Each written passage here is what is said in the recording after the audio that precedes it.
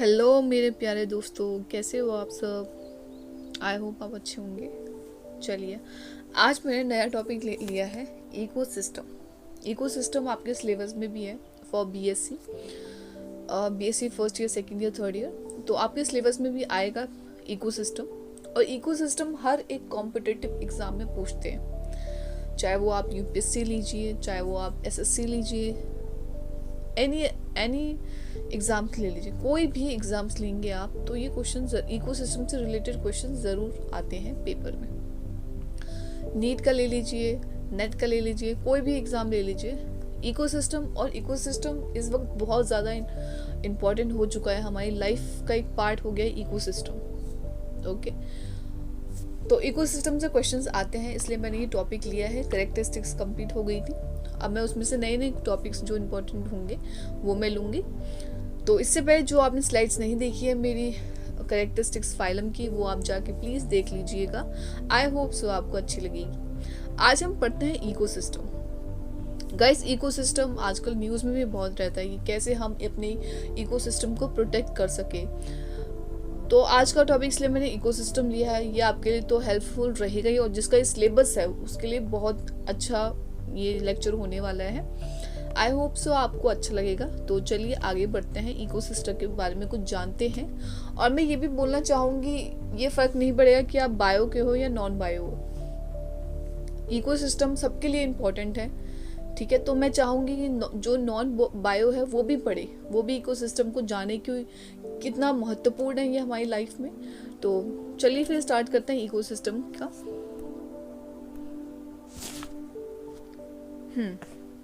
तो आज का हम कंटेंट देख लेते हैं जो मैं आपको पढ़ाऊंगी।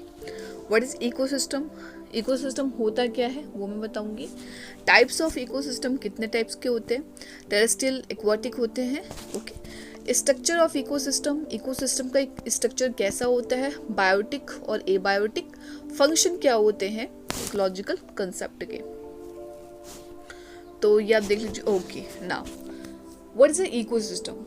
जो नॉन साइंस वाले हैं तो उनको भी ये लेक्चर देखना चाहिए, बिकॉज बहुत न्यूज़ में भी होता है ये इकोसिस्टम को प्रोटेक्ट करो, है ना। इकोसिस्टम जब हेल्दी होगा तो ह्यूमन भी हेल्दी होंगे। तो इकोसिस्टम होता क्या है, तो देखिए, the ecosystem is the structurally and functionally unit of ecology where the living and organism interact with each other and the surrounding environment. Ecology का भी मैं इसके बाद में लेके आऊँगी, इकोलॉजी का video.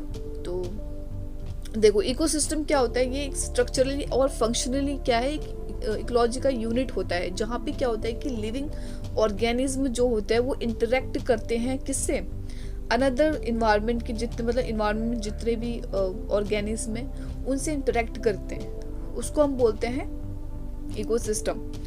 Okay, in another words में बोले तो ecosystem is a chain of interaction between organism और देयर इन्वायरमेंट। मतलब क्या होता है कि इकोसिस्टम एक ऐसा चेन होता है जिसमें इंटरेक्शंस होता है, मतलब डिफरेंट ऑर्गेनिज्म जो होते हैं वो आपस में इंटरेक्ट करते हैं एक इन्वायरमेंट के अंदर, उसको हम बोलते हैं इकोसिस्टम। सो जो टर्म था, जो इकोसिस्टम का जो टर्म था ना, ये फर्स्ट क्वाइल्ड किसने किया था, ये A.J. टेंसली ने किया था 1935। गाइस, ये बहुत इंपॉर्टेंट होता है, ये हर एक एग्ज़ाम में आपने देखा होगा, चाहे वो कोई सा भी एग्ज़ाम हो, ये पूछते हैं कि बताइए कि इकोसिस्टम का टर्म किसने दिया हुआ है। वहाँ पे बच्चे बहुत ज़्यादा कंफ्यूज हो जाते हैं इकोलॉजी में और इकोसिस्टम में। तो गाइस, जो इकोसिस्टम का जो टर्म है वो किसने दिया था, A.J. टेंसली ने दिया था। ऑलवेज भी रिमेंबर, हमेशा याद रखना ये चीज़, 1935 में दिया था। ये नेट, नीट सब में पूछते हैं, सारे एग्जाम जितने भी होते हैं ये एग्जाम में आते हैं, पीसीएस एग्जाम में पूछ लेते हैं ये क्वेश्चन। तो आई होप सो आप ये हमेशा याद रखोगे कि जो इकोसिस्टम का जो टर्म होता है वो A.J. टेंसली ने दिया था, 1935 में दिया था। ठीक है, और हम इकोसिस्टम को क्या बोलते हैं, जिसमें इंटरेक्शंस होता है, ऑर्गेनिज्म, जितने भी इन्वायरमेंट, जितने भी ऑर्गेनिज्म है, जब वो आपस में इंटरेक्ट करेंगे तो एक चेन बन जाती है ना, उसको हम बोलते हैं इकोसिस्टम। आई होप आपको इतना समझ में आया होगा। चलिए आगे बढ़ते हैं। ओके, अब इकोसिस्टम के टाइप्स जो होते हैं ना, दो टाइप के इकोसिस्टम होते हैं, टाइप्स ऑफ इकोसिस्टम। एक होता है टेरेस्ट्रियल इकोसिस्टम, एक एक्वाटिक इकोसिस्टम। गाइस पहले तो आपको डिफरेंस पता होना चाहिए कि terrestrial, what is the meaning of terrestrial and what is the meaning of aquatic. Terrestrial का मतलब होता है लैंड एरिया, ओके, तो लैंड वाला एरिया को हम बोलेंगे टेरेस्ट्रियल, और एक्वाटिक को क्या बोलेंगे, पानी वाले एरिया को बोलेंगे। अभी मैं आपको स्लाइड दिखाती हूँ, देखिए इसको बोलते हैं लैंड टेरेस्ट्रियल इकोसिस्टम। देखिए आप, ये लैंड है, यहाँ पे कहीं पानी नहीं दिख रहा होगा आपको, वाटर कहीं नहीं दिख रहा होगा, यहाँ पे सिर्फ लैंड ही लैंड है, तो लैंड वाले पार्ट को टेरेस्ट्रियल बोलते हैं। हमेशा याद रखना कि टेरेस्ट्रियल हम किसको बोलते हैं। टेरेस्ट्रियल यहाँ पे नहीं, हर जगह काम मतलब आप जितना भी बायो का पढ़ते हो उसमें टेरेस्ट्रियल शब्द आ जाता है कि ये ऑर्गेनिज्म ये टेरेस्ट्रियल से है, ये एक्वाटिक से है। तो आप जब आपने पढ़ा होगा तब आप समझ पाएंगे ना कि टेरेस्ट्रियल से कौन सा ऑर्गेनिज्म है, तो ये टेरेस्ट्रियल है। The terrestrial ecosystem, terrestrial ecosystem क्या होता है, लैंड बेस्ड इकोसिस्टम होता है, मतलब लैंड वाला एरिया को हम बोलेंगे terrestrial. There are different types of terrestrial ecosystem. अब टेरेस्ट्रियल इकोसिस्टम भी डिफरेंट टाइप्स के होते हैं, ये डिस्ट्रीब्यूट है डिफरेंट टाइप्स के, डिफरेंट जूलॉजिकल होल्स में, जोन्स में क्या है, डिस्ट्रीब्यूटेड है, जैसा कि हम पढ़ते हैं। आई होप आपको इतना समझ में आया होगा। Okay, examples of terrestrial ecosystem का एग्जाम्पल देखिए, फॉरेस्ट होता है, माउंटेन, ग्रासलैंड, टुंडर, डेजर्ट हो गया, और अर्बन आर्टिफिशियल हो गया। ये सब एग्जाम्पल्स हैं, ये सब एग्जाम्पल है, मतलब ये लैंड वाले एरिया है, या कहीं भी आपको पानी वाले एरिया नहीं नजर आ रहे होंगे, ये सब लैंड वाले, फॉरेस्ट लैंड पे है, माउंटेन भी आपको लैंड पे मिलेगा, ग्रास लैंड भी लैंड पे मिलेगा, है ना। अब देखते हैं हम एक एक करके। फॉरेस्ट इकोसिस्टम क्या होता है, ऑफ कोर्स फॉरेस्ट तो सबने ही देखा होगा, है ना।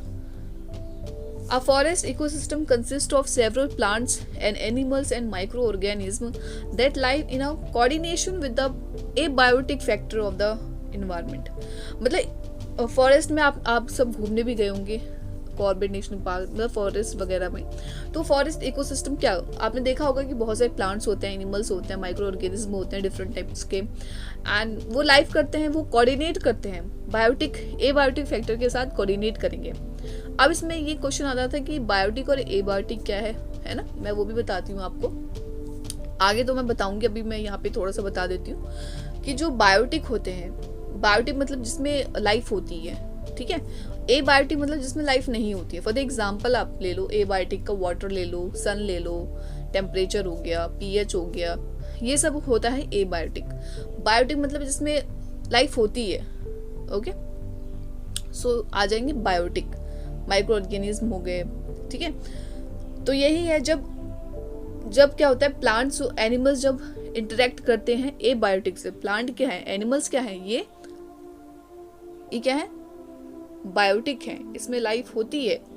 एबायोटिक सन हो गया, टेम्परेचर हो गया, एयर हो गया, वाटर हो गया, फायर हो गया, ये सब क्या होता है, एबायोटिक होती है। तो हमेशा ये डिफरेंस हमेशा याद रखना आप लोग भी, बायोटिक और एबायोटिक में, जिसका भी सब्जेक्ट है इकोसिस्टम, तो ऑलवेज भी remember what is the difference between biotic और एबायोटिक। आई होप सो आपको समझ में आया होगा। बायोटिक मतलब क्या होता है, जिसमें एनर्जी होती है, लाइक प्लांट्स हो गया, एनिमल्स हो गया, एनिमल्स में एनर्जी है, लाइफ होती है उसमें, है ना। अब बायोटिक में नहीं होती है भाई, सन हो गया, एयर हो गया, वाटर हो गया, इसमें नहीं होती है। सो फॉरेस्ट हेल्प करता है। फॉरेस्ट क्या हेल्प करेगा, फॉरेस्ट जो होता है वो हेल्प करता है मेंटेनिंग करने में टेम्परेचर ऑफ द अर्थ, मतलब जो अर्थ का जो टेम्परेचर है उसको मेंटेन करके रखता है। एक तरीके से अगर हम फॉरेस्ट को बोलें तो ये कार्बन सिंक होता है, ठीक है। अगर फॉरेस्ट नहीं होता तो क्या होता, सोचो क्या होता।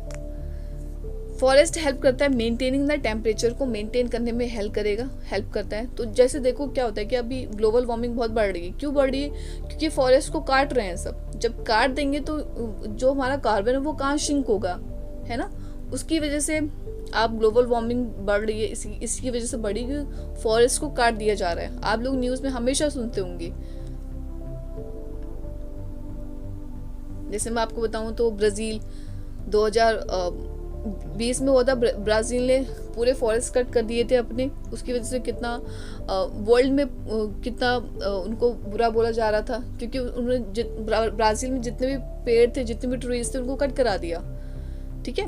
तो ऐसा नहीं होता। तो फॉरेस्ट क्या करता है, फॉरेस्ट हेल्प करता है, मेंटेन करता है टेम्परेचर को, मतलब अर्थ के टेम्परेचर को मेंटेन करके रखता है। आई थिंक आपको समझ में आया होगा। ग्रासलैंड क्या होता है अब, grassland ecosystem, the vegetation is dominated by grasses और हर्ब्स।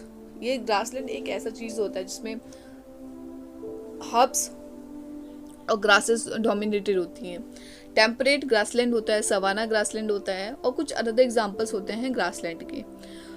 तो टेम्परेट ग्रासलैंड, सवाना ग्रासलैंड कहाँ मिलेगा, आप मुझे बता सकते हैं सवाना ग्रासलैंड कहाँ मिलेगा? ये आपको अफ्रीका में मिल जाएगा।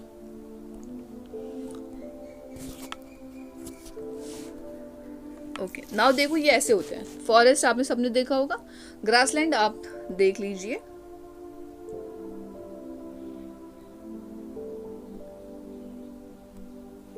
ये ग्रासलैंड हो गया आपका,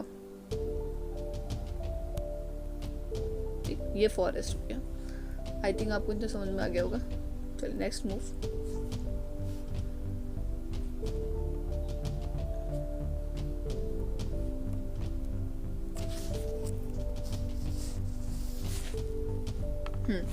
टुंड्रा इकोसिस्टम क्या होता है? टुंड्रा इकोसिस्टम आर डिविडेंट of trees are found in a cold climate where the rainfall is scarce. मतलब टुंडर क्या होता है, टुंडर जो होता है वो पोल्स वाला एरिया होता है। पोल्स बोले तो जहाँ पे ठंड बहुत ज्यादा होती है, ठीक है, मतलब वो स्नो से ही ढका होता है, मतलब वहाँ बर्फ ही मिलती है बस।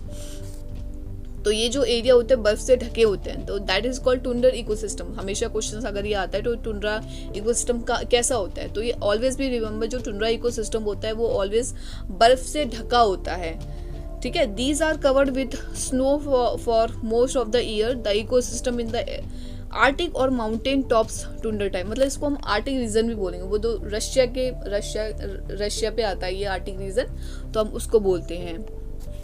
डेजर्ट इकोसिस्टम, ऑफ कोर्स आपने नाम से सुना होगा, राजस्थान है, यहाँ पे डेजर्ट मिलेगा आपको। So desert are found throughout of the world. These are the region where the little rainfall.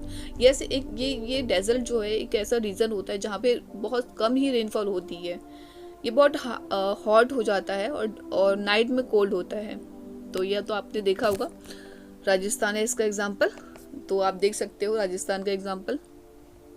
टुंडर Arctic reason वाला है, और टुंड्रा मतलब क्या होता है कि बहुत मतलब बर्फ से इसकी चादर ढकी रहेंगी, चद्दर की तरह लगेगा, ये बर्फ से ही ढकी रहती हैं पूरा।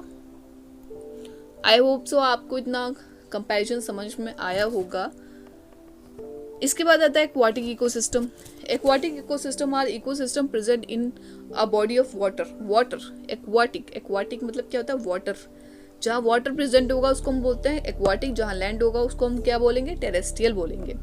दीज कैन बी डिवाइडेड, इसको हमने दो पार्ट में डिवाइड किया हुआ है, fresh water ecosystem, marine water ecosystem. Okay, अगर आप नोटिस करेंगे तो हमने इससे मैंने जब इसके पिछली वाली स्लाइड्स पे पढ़ा रखा है कि ये फाइलम इस फ्रेश वाटर से बिलोंग करता है, ये मरीन ऑर्गेनिज्म होता है। तो क्या होता है अभी मैं बताती हूँ।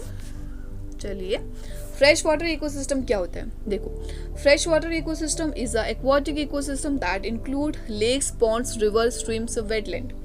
हमेशा याद रखना, फ्रेश वाटर में क्या आता है, हमारे पास लेक्स आता है, पॉन्ड्स आता है, रिवर आता है, और स्ट्रीम्स आता है और वेटलैंड आता है।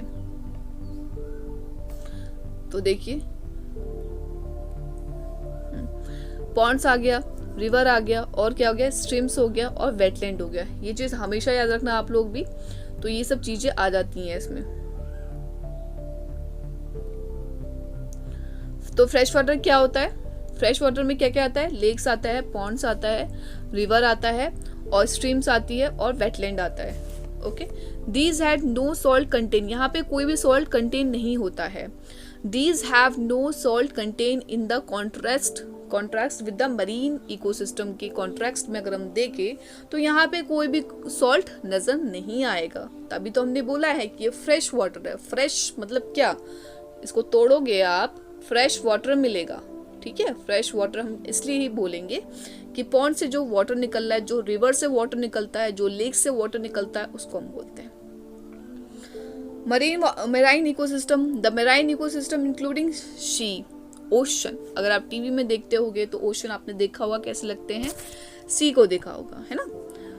These have more substantial salt, यहाँ पे सॉल्ट कंटेन होता है, ज़्यादा होता है, and greater biodiversity in comparison to fresh water के कंपैरिजन में यहाँ पे ग्रेटर बायोडाइवर्सिटी होती है। तो आई होप सो आपको इतना समझ में आया होगा। चलिए देखिए, फ्रेश वाटर इकोसिस्टम आप देख लीजिए और मराइन इकोसिस्टम देखिए। मराइन मतलब देखिए यहाँ पे सब मछलियाँ दिख रही होंगी अभी रंग बिरंगी, और फ्रेश वाटर इकोसिस्टम देख सकते हैं, ये झरने का पानी है, ठीक है। और मरीन मतलब क्या होता है, अंदर से होता है। तो आई होप आपको इतना समझ में आया होगा। चलिए अब पढ़ते हैं स्ट्रक्चर, इकोसिस्टम का स्ट्रक्चर कैसा होता है। The structure of an ecosystem is characteristic by the organization both biotic और abiotic. This include distribution of energy of our environment. It also include the climatic condition prevailing in a particular environment. Structure मैं बता रही हूँ, ecosystem को जो structure होता है बहुत, इसमें बायोटिक और एबायोटिक कंपोनेंट आता है, ठीक है। और इसकी मतलब इसमें जो एनर्जी होती है, डिस्ट्रीब्यूटेड ऑफ एनर्जी इन्वायरमेंट में होती है। It also include the climatic condition, also include होता है इसमें। अब देखिए, हमेशा याद रखना कि जो स्ट्रक्चर होता है इकोसिस्टम का वो डिवाइडेड होता है दो कंपोनेंट से। कौन कौन से कंपोनेंट होता है, बायोटिक होता है और एबायोटिक होता है। ऑलवेज भी रिमेंबर कि कहीं आता है क्वेश्चन, मान लो कहीं आ गया, the structure of the ecosystem का स्ट्रक्चर कैसा होता है, अगर किसी ने पूछ भी लिया तो आप बता सकते हो बायोटिक होता है और एबायोटिक होता है, ठीक है। आई होप सो आपको इतना समझ में आया होगा। चलिए इसके बारे में पढ़ लेते हैं। देखिए ecosystem, biotic factor, abiotic factor. अब बायोटिक फैक्टर को भी हमने थ्री डिफरेंट क्लासेस में डिवाइड करा है। Producer, consumer, decomposer. कौन कौन से, प्रोड्यूसर, कंज्यूमर, डिकम्पोजर। अब ये क्वेश्चन आ सकता है कि बताइए जो प्रोड्यूसर है,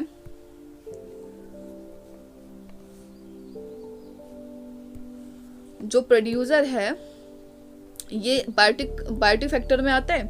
कहीं क्वेश्चन दे दे तो क्या करोगे, नहीं ये बायोटिक में नहीं आता है, ये एबायोटिक में नहीं आता, ये बायोटिक में आता है, ठीक है। मैंने शायद उल्टा बोल दिया, चलिए मैं फिर बता देती हूँ। देखो इकोसिस्टम में क्वेश्चन है, इकोसिस्टम के दो टाइप होते हैं, बायोटिक और एबायोटिक। बायोटिक के 3 टाइप होंगे, डिकम्पोजर, कंज्यूमर और प्रोड्यूसर। Producer, consumer, decomposer. अब क्वेश्चन आता है कि बताइए जो कंज्यूमर है ये एबायोटिक है क्या। अगर आपने पढ़ा होगा तो आप बता सकते हो कि नहीं ये बायोटिक है। डिकम्पोजर बताइए किस में है, ये एबायोटिक है, नहीं बायोटिक है। अब कंज्यूमर भी इसमें secondary consumer, primary consumer, secondary consumer और टर्शियरी कंज्यूमर आता है, ठीक है। प्राइमरी हर्बीवोरस, सेकेंडरी कार्निवोरस और टर्शियरी कार्निवोरस आ जाता है इसमें। तो आई होप सो आपको ये रट गया होगा, रट लेना है इसको क्योंकि ये काम आएगा, ठीक है बच्चों। चलिए इकोसिस्टम में एक और बार बोल देती हूँ, इकोसिस्टम के 2 टाइप होते हैं, एक्वाटिक फैक्टर और अबायोटिक फैक्टर और biotic factor, okay. Biotic factor 3 type के होते हैं, producer, consumer, decomposer. Consumer 3 type के होंगे, प्राइमरी कंज्यूमर, सेकेंडरी कंज्यूमर और tertiary consumer. Herbivorous, carnivorous, top carnivorous आ जाता है। हार्बीवोरस सबको पता होगा, हार्बीवोरस किसको नहीं पता तो मैं बता देती हूँ किसको बोलते हैं। हार्बीवोरस मतलब होता है जो ग्रासेस को खाते हैं।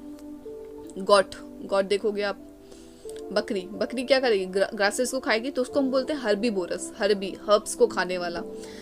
कार्निवोरस मतलब जो एनिमल्स किसको ईट करेगा, एनिमल्स को खाएगा, मतलब मांसाहारी बोलते हैं कार्निवोरस को, ओके। आई होप सो आपको इतना समझ में आया होगा बच्चों। चलिए आगे बढ़ते हैं, ओके। बायोटिक कंपोनेंट क्या होता है, देखो biotic component all lives in a ecosystem based on nutrition. Biotic component can be categorized into autotrophs, heterotrophs and saprotrophs और decomposer. अब बायोटिक फैक्टर को हमने डिफाइन करा है ऑटोट्रोप्स में, हाइड्रोट्रोप्स में और सेप्रोट्रोप्स और डिकम्पोजर में भी इनको हमने कर लिया। अब देखते हैं प्रोड्यूसर। देखो यहाँ से कहानी स्टार्ट होगी अभी आपकी, मजा आएगा।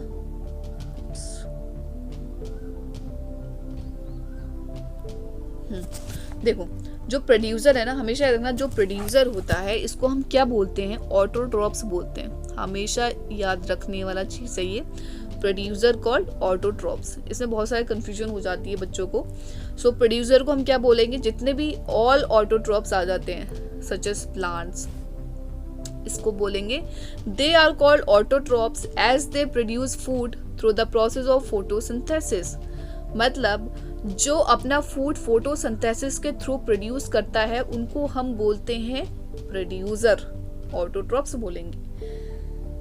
नहीं समझ आया, एक और बार बोलती हूँ। Include all autotrophs such as plants हो गए। प्लांट्स अपना फूड जब बनाते हैं किसके थ्रू बनाएंगे, फोटोसिंथेसिस की हेल्प के थ्रू बनाते हैं अपना फूड। इस प्रोसेस को हम बोलते हैं क्या, ऑटोट्रॉप्स बोलेंगे। Okay, so these are called autotrophs. They can produce food, ये प्रोड्यूस करते हैं फूड को किसके थ्रू, प्रोसेस फोटोसिंथेसिस के थ्रू प्रोड्यूस करेंगे। इसी चीज को हम बोलते हैं प्रोड्यूसर, मतलब ऑटोट्रॉप्स। हमेशा कंफ्यूज मत होना, प्रोड्यूसर मतलब क्या होता है, autotrophs. Producer auto, auto auto, auto producer, याद करते रहना। All another organism higher up on the food chain repel producer for food. तो इतना समझ में आ गया, आई होप सो आ गया होगा, कंफ्यूजन नहीं रहेगा।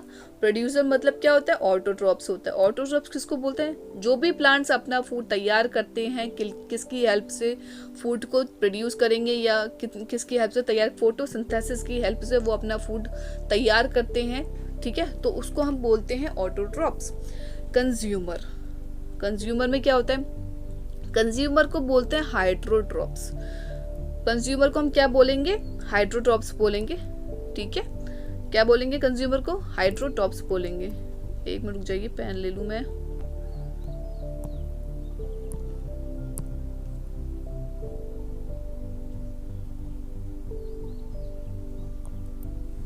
कंज्यूमर को बोलेंगे हाइड्रोट्रॉप्स बोलेंगे।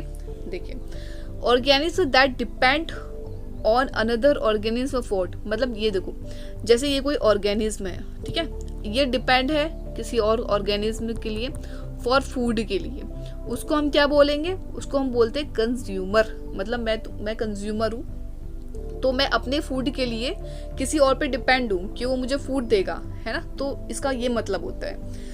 देखिए यहाँ पे लिखा है organism that depend on another organism for food के लिए डिपेंड होना। Consumer are further classify into primary, consumer में डिफरेंस किया गया, सेकेंडरी और टर्शरी होता है। मैंने बताया था कंज्यूमर कितने पार्ट में डिवाइडेड है, 3 पार्ट में डिवाइडेड होता है।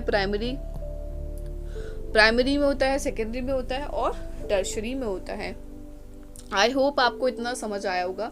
बहुत ईजी है गाइस, बहुत समझ में आ जाएगा। प्रोड्यूसर मतलब प्रोड्यूसर को हम क्या बोलते हैं, ऑटो बोलते हैं, और कंज्यूमर को हम क्या बोलते हैं, हाइड्रो बोलते हैं। सो कंज्यूमर हाइड्रो, प्रोड्यूसर ऑटो, समझ में आ गया होगा। चलिए आगे बढ़ जाते हैं।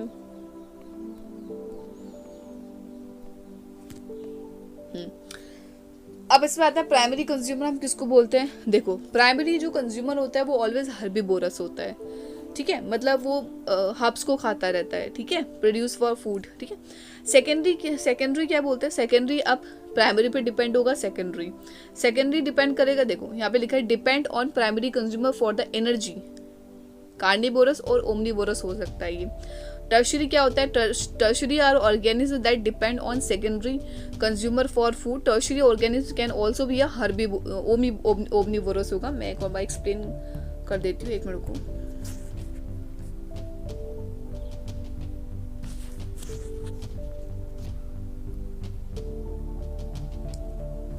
देखो, पहले हमारे पास क्या आया था, प्रोड्यूसर आया था, ठीक। प्रोड्यूसर के बाद क्या आया था, एक सेकेंड,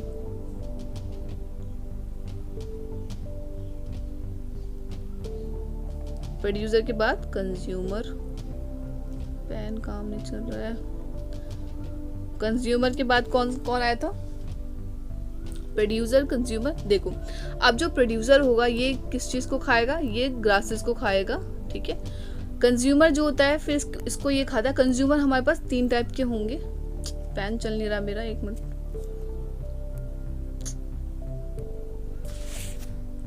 ओहो, चलिए अभी काम तो कर नहीं रही, मैं ऐसे ही बता देती हूँ। प्राइमरी कंज्यूमर क्या होगा, देखो मैं ऐसे बताती हूँ, आपको समझ आ जाएगा। जो देखो जो प्राइमरी कंज्यूमर होता है वो हर्बीवोरस होता है। हर्बीवोरस मैंने आपको बताया था, जो हर्ब से क्या होता है, ग्रासेस को जो खाएगा, हर्ब्स को जो खाता है, ठीक है, घास वास को खाएगा। सेकेंडरी होगा, सेकेंडरी वो होगा जो प्राइमरी को खाएगा, ठीक है। तो सेकेंडरी को हम क्या बोलेंगे, जो प्राइमरी को खाएगा उसको हम बोलते हैं। तो इसको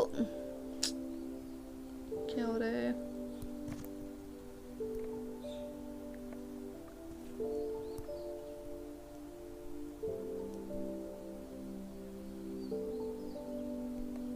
देखो ये किसको खाएगा, ये ग्रासेस को खाता है, ठीक है। सेकेंडरी किसको खाएगा, सेकेंडरी प्राइमरी को खाएगा। टर्शरी किसको खाएगा, इसको खाएगा। बस इतना सिंपल समझ लो बस, ठीक है। यहाँ पे लिखा है, देखो सेकेंडरी कंज्यूमर डिपेंड करेगा, प्राइमरी पे डिपेंड होता है ये, ठीक। फॉर एनर्जी के लिए डिपेंड होगा। ये कार्निवोरस भी होता है और ओमनीवोरस होता है। ओमनीवोरस हम लोग क्या हैं आप लोग बताइएगा, हम लोग किस कैटेगरी में आते हैं। ओमनीवोरस जो दोनों को खाते हैं, कार्निवोरस मांसाहारी होते हैं। टर्शरी कंज्यूमर क्या होते हैं, tertiary consumer are organism that depend on secondary consumer for food. Tertiary मतलब ऑफ कोर्स टर्शरी किस पे डिपेंड होगा, सेकेंडरी पे डिपेंड होगा, ठीक है।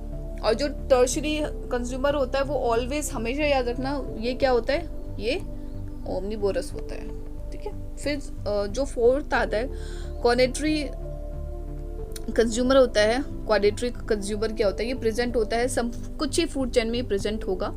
These organism prey on tertiary consumer for energy. ये एनर्जी के लिए टर्शरी कंज्यूमर को प्रे करेगा। Furthermore they are usually for the top, मतलब सबसे टॉप में ये होता है for food chain as they are no natural predator. इसका कोई नेचुरल प्रेडेटर नहीं होता है। तो अगर मैं बनाती हूँ, एक सेकंड रुक जाइए, मैं इसको मिटा दूँ। देखिए सबसे पहले आएगा प्राइमरी, फिर इसमें आता है सेकेंडरी, प्राइमरी सेकेंडरी आ गया, फिर इसमें क्या आएगा, टर्शरी, ठीक है, फिर क्वाड्रेटरी। आप इसको उल्टा कर दोगे तो पहले क्या आएगा, क्वाड्रेटरी आ जाएगा, फिर टर्शरी, फिर सेकेंडरी और फिर प्राइमरी, ऐसे हो जाता है। तो आपको ये पसंद अच्छा मतलब समझ आया हो, ठीक है। चलिए आगे बढ़ जाते हैं। फिर डिकम्पोजर क्या होता है, अब इसमें आता है डिकम्पोजर को, और हम क्या बोलते हैं, डिकम्पोजर को बोलते हैं सैप्रोफाइट्स सच एज फंजाई और बैक्टीरिया आते हैं, सॉरी, ठीक है। तो डिकम्पोजर को हमेशा देखना सैप्रोफाइट बोलते हैं। इसमें फंजाई आता है और बैक्टीरिया आता है। ये डायरेक्टली डेड और डिकेइंग ऑर्गेनिक मैटर को लेते हैं। डिकम्पोजर आर इसेंशियल, डिकम्पोजर जो होते हैं ना वो बहुत ज़्यादा इसेंशियल होते हैं हमारे एनवायरनमेंट के लिए।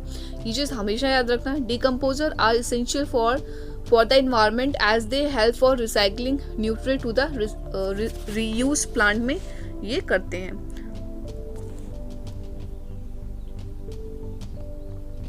तो देखिए मैंने अभी क्या बताया आपको, देखो प्रोड्यूसर को हम क्या बोलेंगे, ऑटोट्रॉप्स बोलते हैं। कंज्यूमर को हम क्या बोलते हैं, हाइड्रोट्रॉप्स बोलेंगे। ऑलवेज बी रिमेंबर, प्रोड्यूसर को ऑटोट्रॉप्स, कंज्यूमर को हाइड्रोट्रॉप्स। ऑटोट्रॉप्स मतलब क्या होता है, जो अपना फूड खुद से बनाता है by the help of photosynthesis. Producer मतलब क्या होता है, जो मतलब दूसरे के फूड पे डिपेंड होता है।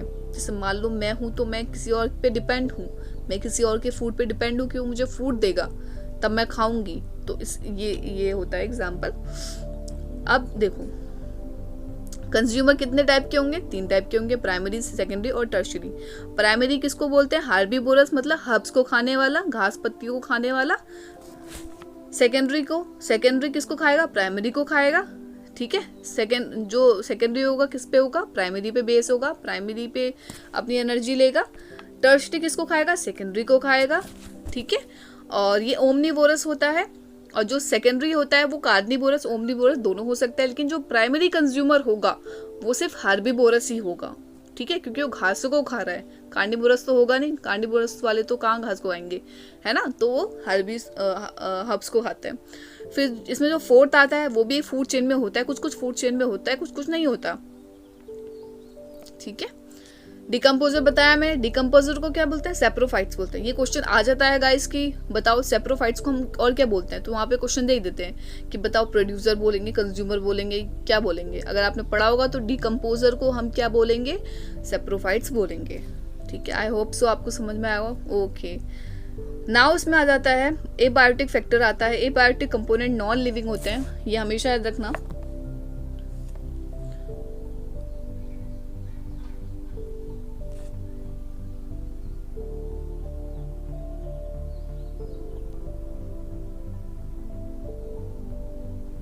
देखो, जो पेन भी नहीं चल रहा मेरा, जो बायोटिक फैक्टर होते हैं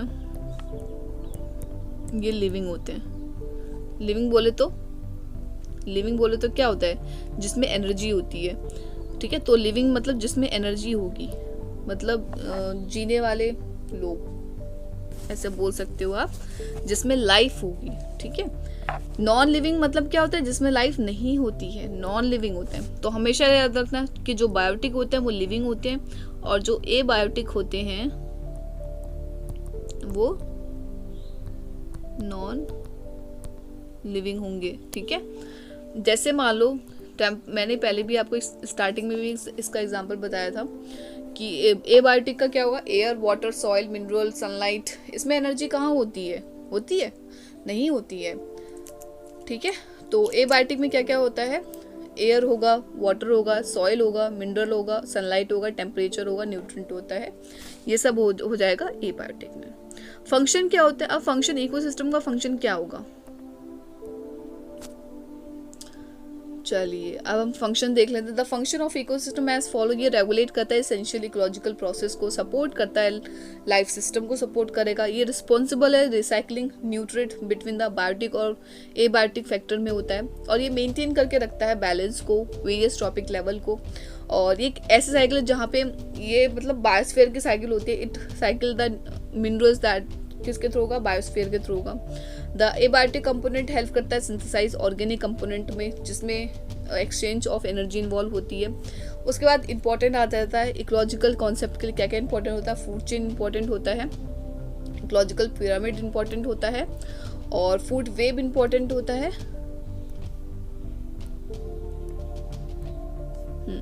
थोड़ा सा जल्दी पढ़ लेते हैं इसको, मैं स्लाइड्स में और बताऊंगी फूड चेन के बारे में, अभी मैं और लाऊंगी स्लाइड, ठीक है।